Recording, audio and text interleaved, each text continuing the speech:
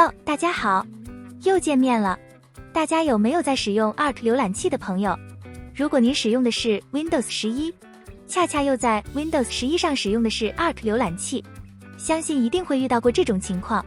当关闭 Arc 浏览器的时候，如果希望可以重新打开 Arc， 但是当点击 Arc 图标之后，系统没有任何响应，但是在任务管理器中有 Arc 浏览器进程。很多朋友在遇到这种情况的时候比较尴尬，为了解决这个问题，小妹写了一个修复工具。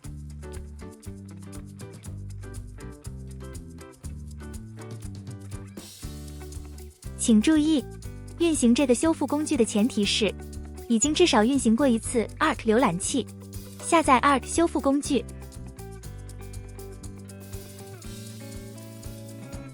鼠标双击运行，点击修复 Arc 浏览器按钮，提示修复完成，点击确定。此时 Arc 浏览器就可以正常打开了。如果关闭 Arc 浏览器，遇到再次无法打开的时候，再运行一次修复工具，就可以再次正常打开。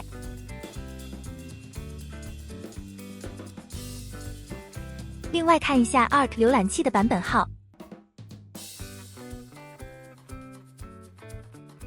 点击 Check for Updates。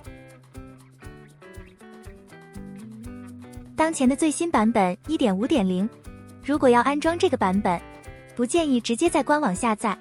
这里教大家一个技巧，可以直接在任意浏览器中输入这个 URL，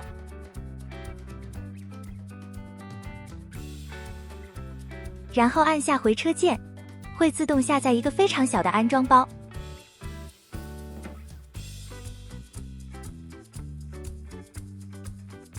在这个安装包上点击鼠标右键，选择在记事本中编辑，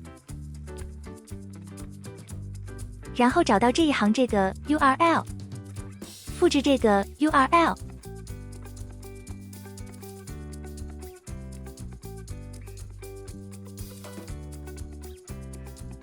将 URL 粘贴到浏览器中，这才是真正的安装包的下载地址。